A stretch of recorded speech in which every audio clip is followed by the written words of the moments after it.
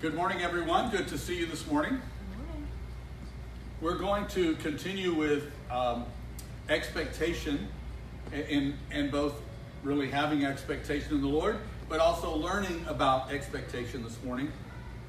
And the idea I want to really go into is how does expectation in God increase? We've been really looking at the role expectation has played. Thank you. In the scripture, when we looked at the different places, and there's two ways we can see it. One is there were places where the people of God lived such a life that the world around them had expectations of their relationship with God. Maybe if you're a person that somebody knew you went to church or knew you went to home group, and so when somebody had a problem, they may say, "Hey, you got a connection. Why don't you pray for me? Like you have the juice." You know what I mean? And so that's really a good thing. It's a good thing when people see us as having a connection that could help them, having a connection with God that could benefit them. And we looked at this in the Old Testament. We looked at this where people needed dreams interpreted, where things were set up in such a way by God that his people were on the scene, and what he was doing became revealed by the people of God. They were people that believed God engaged and encountered humanity. And I think that's one of the greater things that is missing today, is people, even the church, believing that God actually desires to and purposes to engage and encounter humanity for their good. For their good. What we looked at over these last 3 weeks is that expectation actually comes from God. It comes from him. It is something that God desires to build in us, and that Jesus encounters are always a part of God's plan and purpose. So we're supposed to have encounters. We're supposed to have, whether it's in worship, whether it's driving down the road, that we have these encounters that continue to build our expectation. We talked about at conferences, in youth camp, and these places where you might have these mountaintop experiences, but those were always meant to raise your expectation and to leave that place with expectation, not just have an expectation that I must go back there. The point was to find that God is real and that God is with you, and he desires to engage and encounter humanity for their good. The encounters always are there to raise our expectation, and that our expectations are ours to take away from the encounter, to take it with us and to go. We had a story that involved a number of people yesterday, and it has to do with, I'll tell the story, I'll try to be brief with it, but years and years ago at a small group, I was listening to a woman in our home group, give a testimony about she found dimes. And God told her they were kisses from God. And that she always found dimes. And I sat there in the room and I felt this jealousy. I never find dimes. I find pennies. What's that? Is that like a wave from God? A nod? A thumbs up? I'm thinking, I want dimes. I need dimes. So I'm not really saying that at the time, but at the end, it kind of came out of me. I don't find dimes. I never find dimes. And so we prayed that night, and I want to find dimes. And that week, I found a dime. And then I started finding dimes all the time. Now, here's what that did for me. Every time I found a dime, it changed me. It's raining, and you know how you're running to the car at Buc-ee's or something, then you drop the keys, and you're spilling your coffee, you're getting wet, but you reach down to get the keys, and there's the dime, and all of a sudden, everything is great.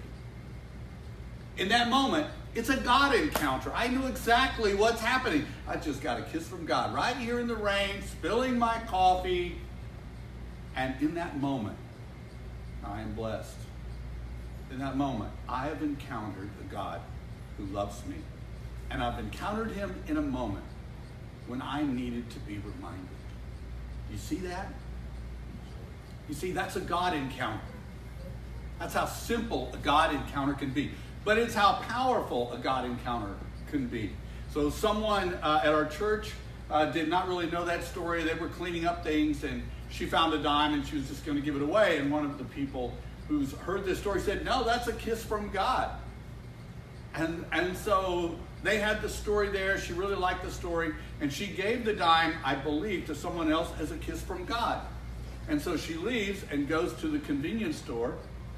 And a friend that she knows called out her name, and she turned around. And when she looked toward them, she looked down, and there's this dime.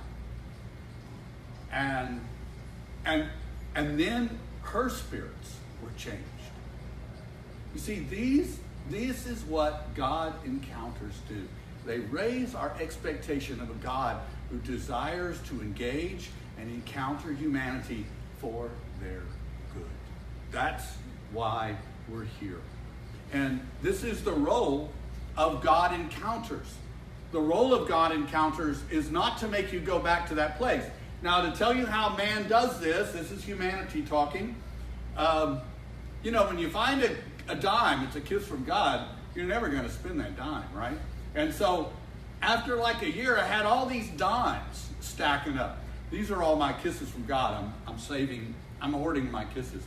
And God challenged me. No, those are dimes. Those are dimes. Don't deify a dime. Don't miss the point of the kiss. And they're not going away, Bill. You don't have to hoard them because I may not get another dime. I can look back and remember the kisses of God. Yeah, he hadn't kissed me in like a year. But here they are right here. I can prove that God has, yes, indeed kissed me. And so God just released me of this idea that I have to hold on to these dimes forever. And it allowed me to actually spend some. And no longer see them. They were the reminder in the moment. They were encountering the moment. You see, to hold on to the dimes is like trying to go back to that worship group so I can get that feeling again. It's trying to recreate the past. God doesn't want us to recreate the encounter of the past. He wants us to step into the encounter of today. That's the encounter that God is in. We don't need to find that worship group. We don't need to find that conference. We don't need to go to that church setting. What we need to do is believe that the God who met you there, the God who gave you a dime in a parking lot, is the very same God that wants to encounter you live, real, and real time right now. You see, when we have that expectation, when we don't have to have this, I can remember when I encountered God. If I were to ask you for a God story and you have to go more than 48 hours, that's too long. That's too long. We leak. We don't have the luxury of reaching for my God story from 18 months ago, or for some of us 18 years ago.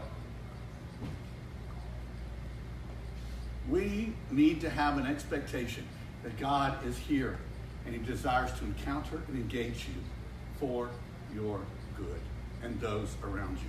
If you remember, last week we talked about different responses that people have to God encounters.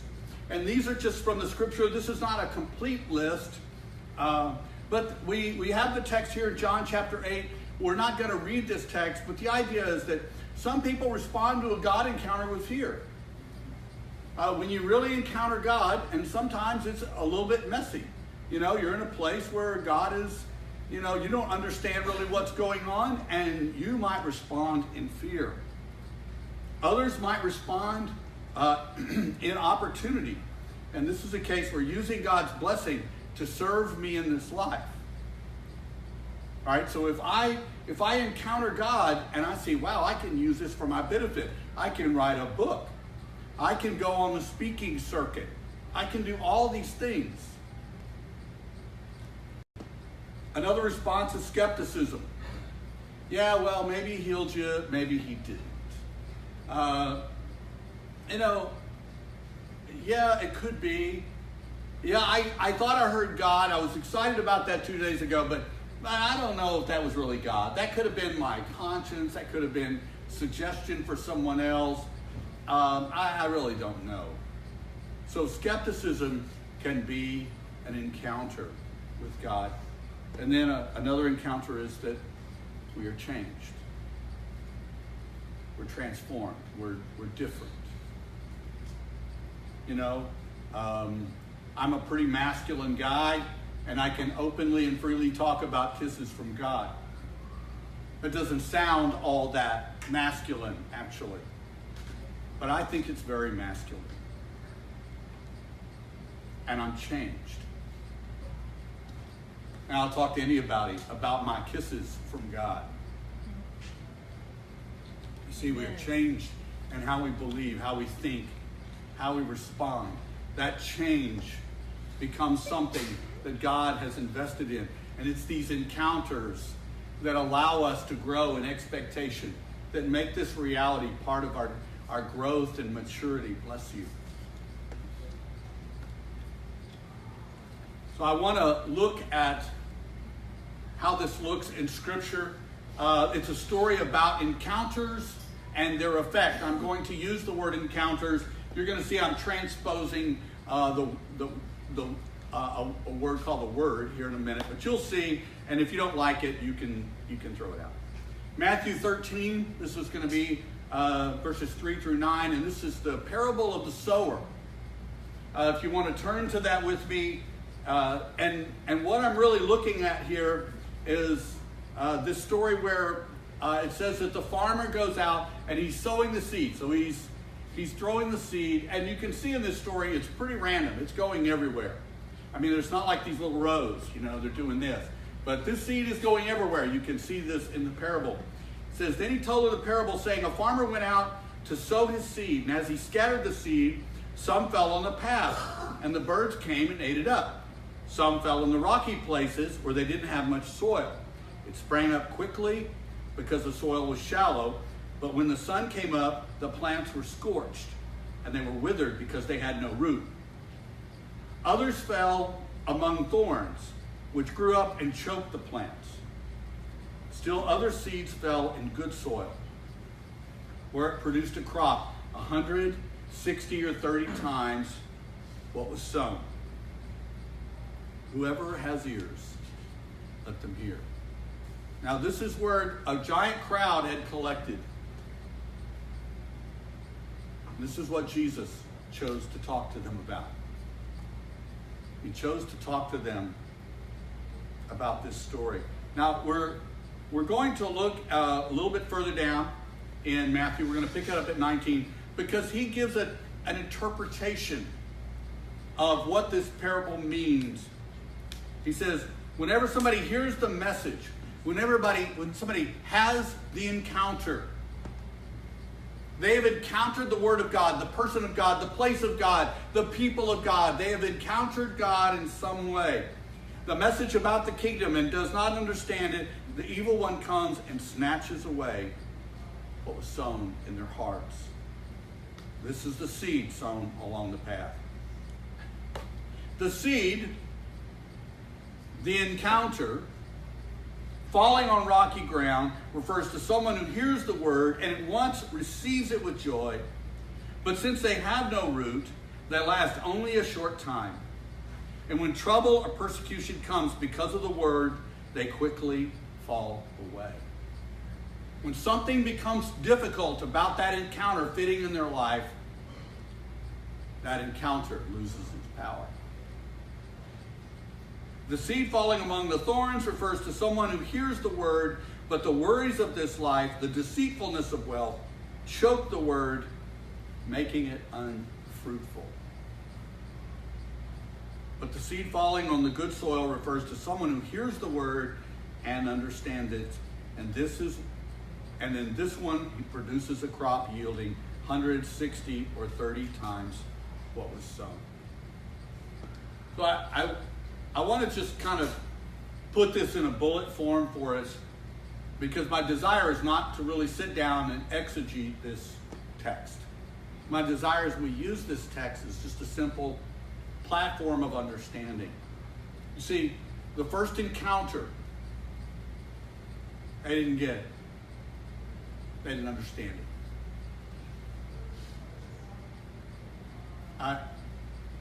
I can't tell you how many people I've heard when they say, I read the Bible, I don't get it.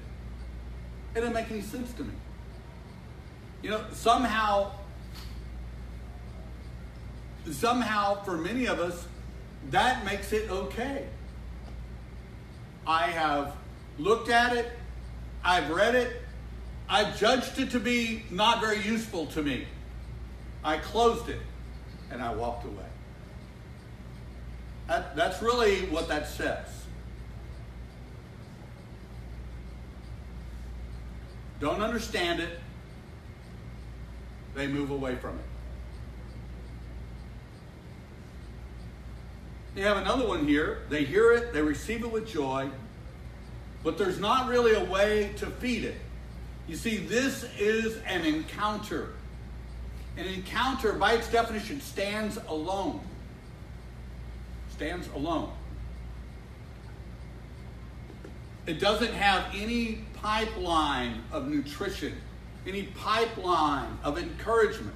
It is an icon in the moment. It stands there. That's what a Jesus encounter is. The question is, what will you do with that encounter? What will you do with it? What will you or I decide to do with this encounter? Because as it stands in that moment, it's an encounter. It's an icon of perhaps the working of God. And in this case, you got it. Oh man, God really moved. Oh, that was really powerful. Oh, we prayed and this person was healed. You have all these kind of things I hear. And often that very same person the next day, I don't even know if God likes me. Well, didn't you say that you prayed and someone was healed? Yeah, maybe they were, maybe they weren't. In other words, what happens is the encounter begins to be dissolved. There's a man named John Gottman. He is a famous behavioral scientist, I believe would be an accurate term for him. And he has wired up people, true story, he has wired up people and he has studied people in marriage for 25 years. So you too could probably volunteer for Dr. Gottman's test and have wires all over you. So when you argue with your spouse or you're having a loving moment with your spouse, he can measure what's going on with you.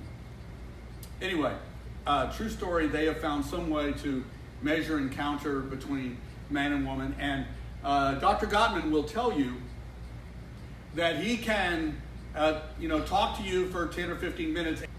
He'll, talk to him 10 or 15 minutes. He'll give you the answer of whether you're going to make it or not.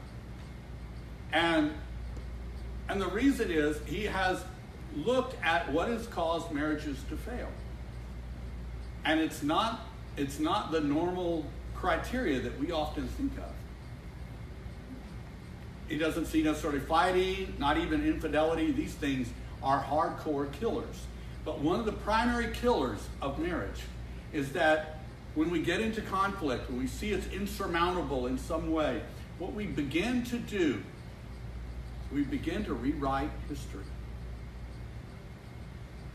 People will begin to rewrite their special moments, their coming together, their first date, where they met, any of those things that had some kind of true relational quality, they begin to rewrite it. And when that rewriting is complete, he will tell you that relationship is done. It's done. They have rewritten history. that special moment was just, the booze. It was just this. It was just that. It was only this. I only married them because of this. But it wasn't their language when they got married. It's been rewritten. Do you know we do that with God encounters? We will rewrite them. We do that because God encounters demand a response. And if we, for whatever reason, we're afraid, we're skeptical, whatever the reason is, or we don't want to do it, we will start to rewrite that history with God. The seed, the encounter falls among the thorns. All right, so I have this encounter. I really believe it. I'm filled with joy. I love Jesus. I want to do this thing. I want to make him my Lord. But then I take that without a connection, a pipeline to feed that. I take it right back out into my world. My world where I argue, world where I manipulate, world where I compete, world where I have opinions, where I judge, where I'm broken, where I'm sinful. I take it right back into that world. And that world begins to overpower and neutralize that God moment.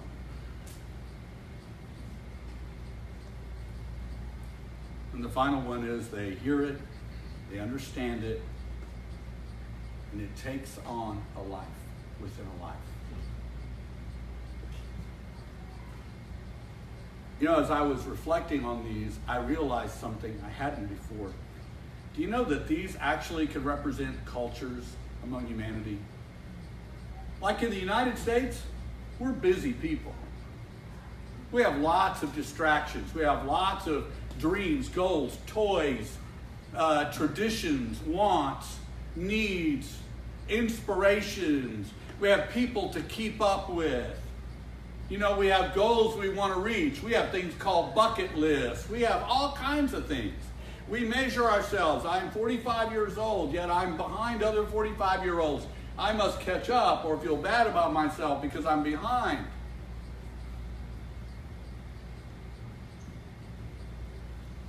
I was listening to somebody speak the other day, and he said, that moment when you are watching football and you realize everybody in the NFL is younger than you. And it's like, oh darn, I guess I'm not going to get to play.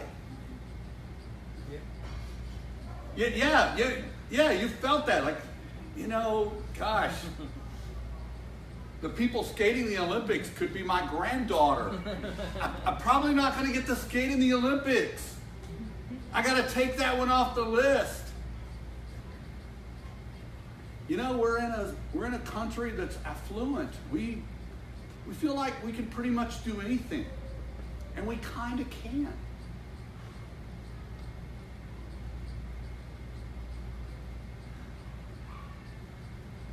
Those things challenge your God encounters.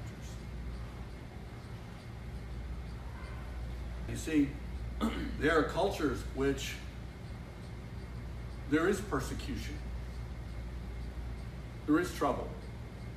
And it does silence the power of that encounter. There are places like that in the United States.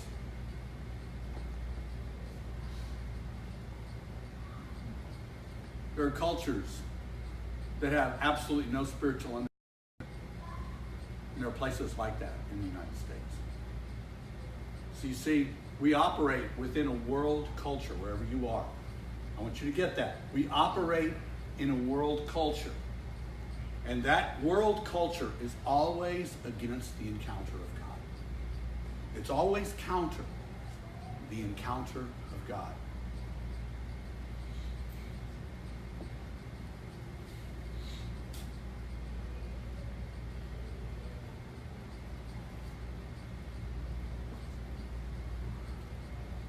Further in Matthew,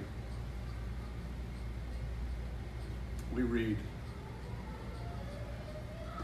Jesus talking, and he makes this statement: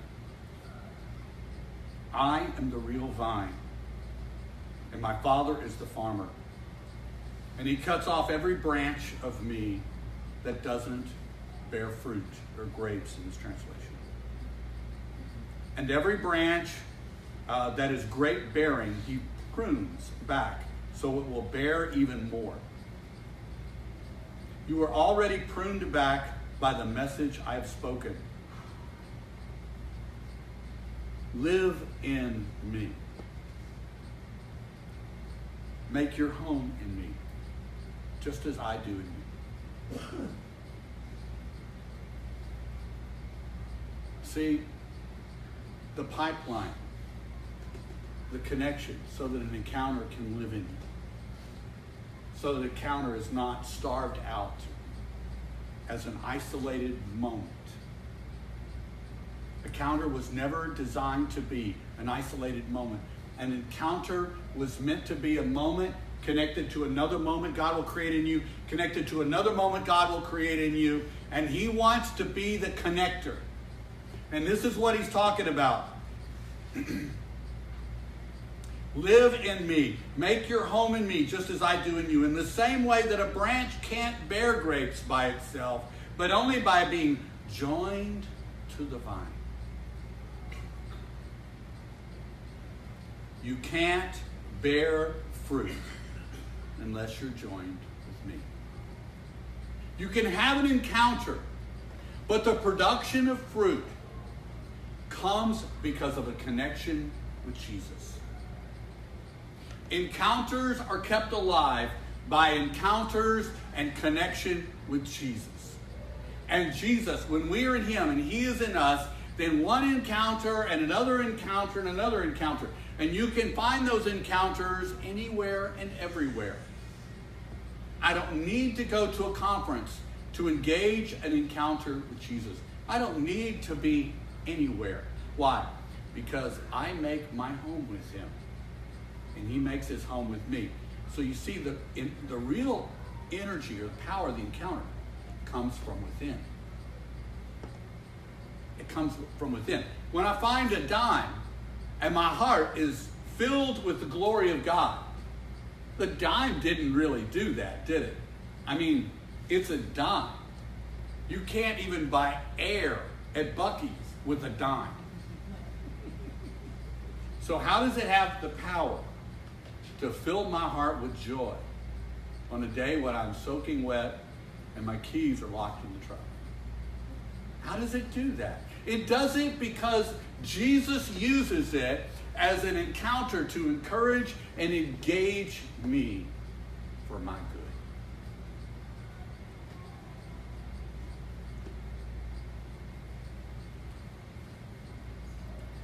Live in me, make your home in me, just as I do in you. And in the same way, that branch can't bear grapes by itself, but only by being joined to the vine. You can't bear fruit unless you are joined with me. This is the part that we omit. What does it mean to make your home with Jesus? To have him come into you and you into him. You see, all of this will challenge your fear-based moments where you become silent about your encounter because of persecution. It will challenge all of the lifestyle of our culture that wants to have and to get and to enjoy, that wants every right, every freedom. We want to travel anywhere we want to travel. We want to do what we want to do. We want. And everybody is judged by how much you have and how much you don't have.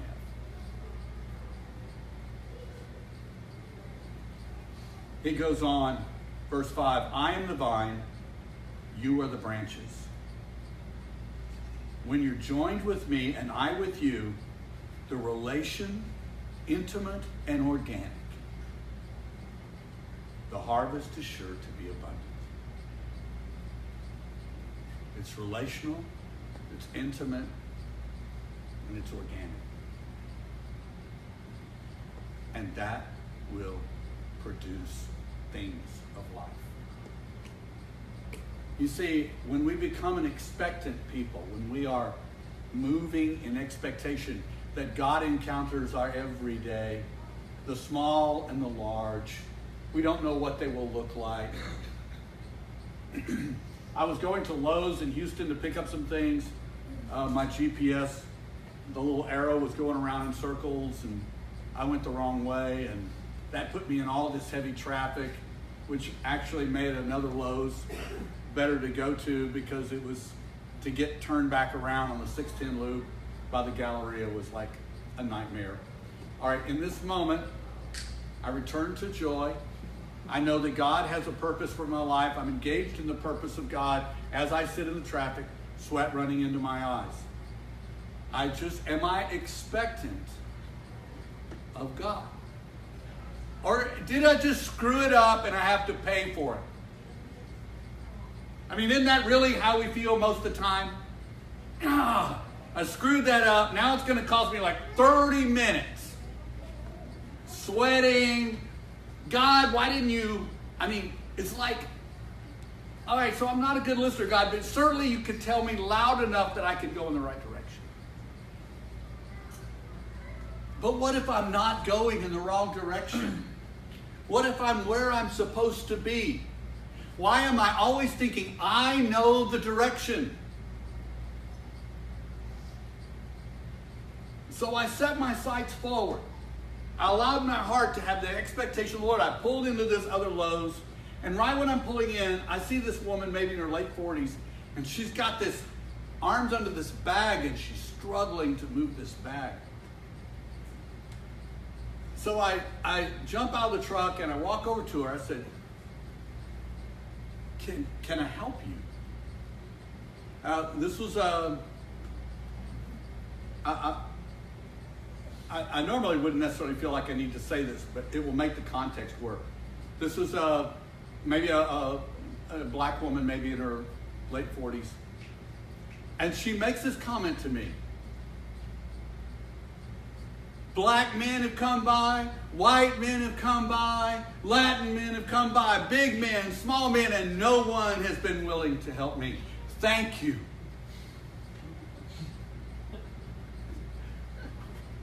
That's why I'm here. God rerouted me. I am glad to be here. Let me help you with this. And then she makes this comment.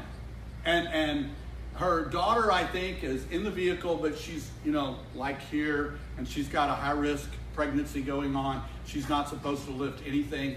You got two small kids, maybe 2 years old or something, in the vehicle, and gave me a chance to encounter these folks. And she makes this comment. It's not politicians. It's not religious leaders. It's you and me. We will make America great. I said, yes, we will. That's something that we can do together. And I had a chance to speak to this woman, pray for her, and bless her. I mean, maybe that sounds like it's big or small to you. I don't know. I don't care. But here's what I know. It was just like a dime. You can call it what you want, but it was a God encounter, and I was rerouted like 8 miles to do this. And I'll take that deal every day. Amen. Every day of my life, I'll take that deal. But my heart has to be different, or I won't see the lady, or when I pull up, I will go, oh no, if I help her, I will be even later.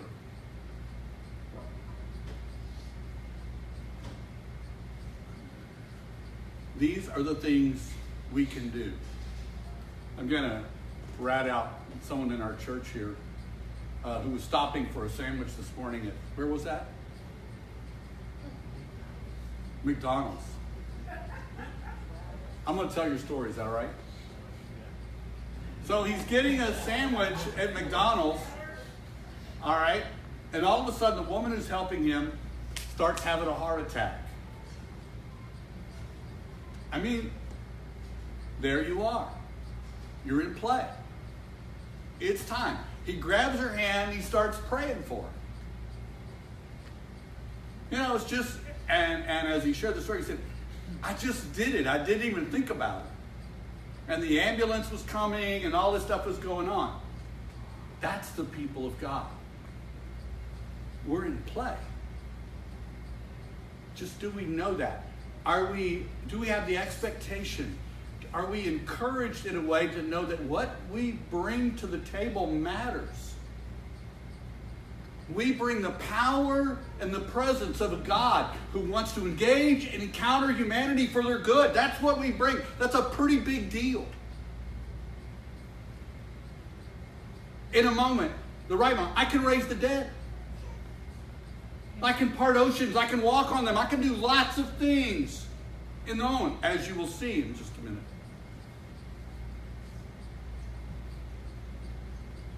I am the vine, you are the branches. When you're joined with me and I am with you in relation, intimate and organic, the harvest is sure to be abundant. Separated, you won't be able to do anything. Separated, you're going to be people in the thorns. You're going to be people with doubts. You're going to be people with fears. And you're going to be people who don't understand. Separated from me, it will look exactly like these other soils. But if you stay connected with me, then you won't have to look like that. You won't have to be always disappointed and angry with people because they always disappoint you and make you angry. It's hard to really be a blessing to people that you consider to be such a disappointment and then make you angry and frustrated. I mean, it's really hard to come back and say, you know, I'm a blessing to you because you're an idiot. You know, it's hard to really get there. You know what I'm saying? So if we're always frustrated with people, if we're always frustrated with humanity, if there's always this gross disappointment, you know what? You are going to be really limited on what you can do. But if you see yourself as the tip of the spear, if you see yourself as God's person with the power and the authority to engage and to encounter humanity for their good, then you're going to have to let God give you a different view of humanity. And the way you get that is you are with him and he is with you. If you make yourselves at home with me, this is actually verse 7. I have verse 6 there. I left it out, verse 6. You can read that on your own. It's not germane to where I'm going. It's a part of the text. So just look, if you're wondering, gosh, why is he doing that? You read it and you'll understand. But if you make yourselves at home with me, and my words are at home in you. If you make yourself at home with me, and my encounters are at home in you, you can be sure that whatever you ask will be listened to and acted upon. Do you see that? Do you see that? That is us. That's you and me. When I am in that place, I can raise the level to whatever I need to be God's encounter and engagement of humanity for their good in that moment.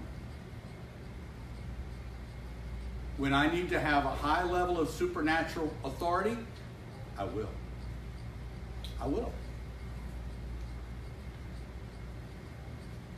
When he asked Joseph, can you interpret a dream? No, only God can do that, but I'll talk to him, I'll get you the answer. He's just operating right here out of Matthew. Now, I know Matthew wasn't written yet, but same God. And God did honor it. Said, whatever you ask will be listened to and acted upon. There you go. So he said, I'll ask God, and he'll give us the answer. Those are bold words when life is on the line, don't you think? I will ask, God will give the answer. That's expectation. It's living in the connection. He goes on to say, this is how my Father shows who he is. You see, this is a revelation of God. That's what it really comes down to. It's a revelation of God, and it also is producing maturity in you and I. Here's what it looks like to remain in Jesus. Number one, we know and we understand the source of life. And that without Jesus, without remaining in him, without staying in that intimate connection with him. That might sound foreign to you. It might sound a little cheesy to you. My gut level response is, I really don't care what it sounds like to you. If we don't figure it out as human beings, then we can't abide in him. This is where our story goes. We know and understand the source of life is Jesus. We know that God is working in our life to mature and to bring real fruit. That's what we know from this text. Jesus speaking, live in me, make your home in me. If you're not with me, you will not grow, you will not bear fruit, you will not mature. You won't do those things. I don't care how much Bible you read. I don't care how much you memorize. I don't care how much you pray. I don't care how much you name. I don't care how much you claim. I don't care how much time you spend in church, how great you are at worship, how many worship songs you carry on your iPad. I don't care. What it comes down to is, if you don't make your home in him and you can't grow, you can't mature, and you can't bear fruit. You and me, I'm in you, our relationship, intimate and organic, that is what produces kingdom life. If you're at home in me, my words are in you, whatever you ask will be listened to and acted upon.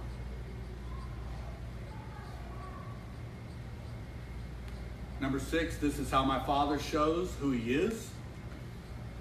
When you produce grapes, when you produce the fruit, the Father is revealed. And this is how my Father shows who he is, when we mature as believers.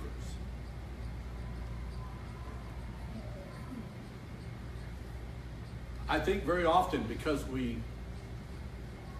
find it difficult to understand intimacy with the Father, how to get our arms around that, how to figure that out.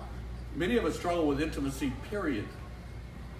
We struggle with intimacy with a spouse. We struggle with intimacy, many of us are not, we don't even want to, talk really about ourselves, even in our minds, to ourselves. We don't want to admit, I'm afraid, I'm intimidated. There's things that we just don't want to say. We don't want to think that way.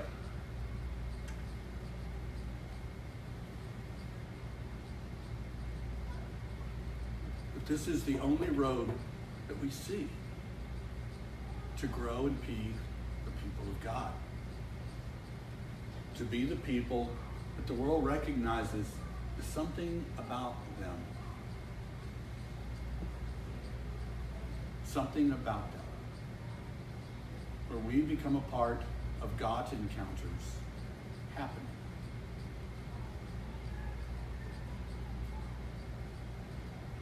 Where we walk in expectation. We see ourselves as on patrol for the Father in the world. And when we're rerouted by a flat tire, when we're rerouted by traffic, when there is somehow our plans are upended, we don't take that as God is against us, the world is against us, Houston traffic is against us, I'm against myself, I hate my job, I hate my vehicle, we go through the people and the things that we hate. All those things that just distract from, what if you're on assignment? Years ago, I got fired. I was in a sales position. I went in one morning, and they released me for lack of production, which I thought odd, because I had I think, the most production in our company. And I just felt the Lord give me this peace that was just amazing. So I was driving home. It was like a 45-minute drive home, and I went ahead and picked up my laundry on the way home from the cleaners. And I walked in the door, and right when I walked in the door, the phone rang. And it was another manager at our company, and he says, hey, you want a job? You looking for a job? I was like, well, as a matter of fact, I am. He said, well, when I heard what happened to you, my boss was actually taking credit for most of my sales. So when he heard what happened to me, he called the home office in Baltimore, told them the truth. So they fired my boss and promoted me to his position. So, and the reason all this happened is because this person knew my faith, and he knew that those sales would go away. So I got fired and rehired and promoted all in 2 hours and something like that. I'm saying that we just, in the details, we often struggle to see the intentionality of God is there. And you see, that prevents us from making our home with Him. Because making a home with someone who's not very helpful to you, who doesn't seem to be listening to you, who doesn't seem to be engaged in the calamity of your everyday life, you see, you don't make your home with them. But if you believe that He is engaged in the calamity of your life, if you believe that He is there and that you can find some safety, that in your life, even in the craziness that it might have, that He is right there in that moment, wanting to engage and encounter you for your good. And that's a place we can begin. We can begin, and we can allow God to bring the dimes, whether the little silver-looking things, are there any other form that He desires to do, to remind you with a nudge or a kiss that He is for you. If you would stand.